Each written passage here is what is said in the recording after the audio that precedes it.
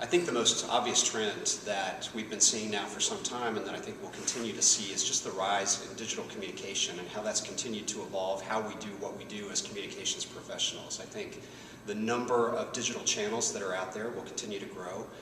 The different types of platforms will continue to change and evolve, and how we adapt to that as communicators will be everything to our success in the business moving forward. Traditional PR will not go away, but the number of channels that we have to communicate and the number of ways in which we have to communicate with new and different audiences just continues to expand, and it's a very exciting time in communications overall.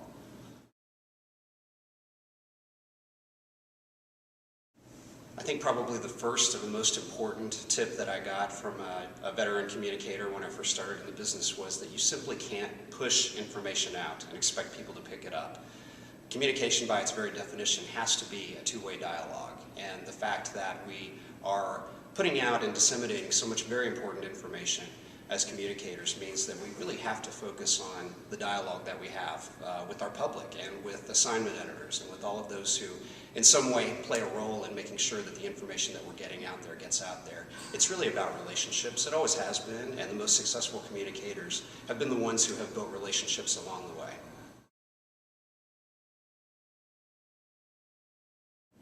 I think one of the most exciting and fulfilling things about working here as a communicator at Georgia Aquarium is being able to work alongside some of the most learned professionals in their fields, marine biologists and scientists and veterinarians who are caring for animals in our living collection, but they're also producing an extraordinary body of work through study and science of these animals and animals that we observe in their natural habitats. We take that information and we're able to impact animals in the wild around the world. So we're having a global impact here.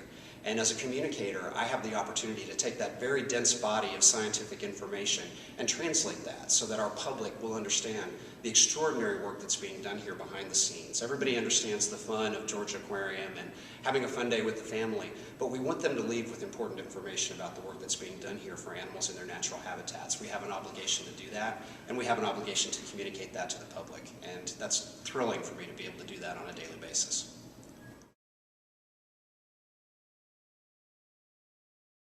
I think having been in public relations and communications for over 20 years, I have been in this profession at a time when we've seen dramatic change.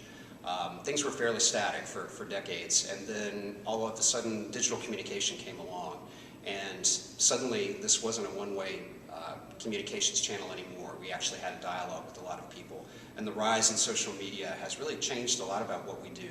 But what I found is that the basics are the same. The basics of communication continue to be the same, and now more than ever, we still have to be able to build relationships with our audiences. And our audiences are oftentimes members of the traditional media, assignment editors and reporters and journalists. And now more than ever, I think PR stands for personal relationships. It's no longer public relations and it's no longer press releases. It's all about the relationships you can build with traditional media. And as there seem to be fewer and fewer channels of traditional media, those relationships will become more and more important.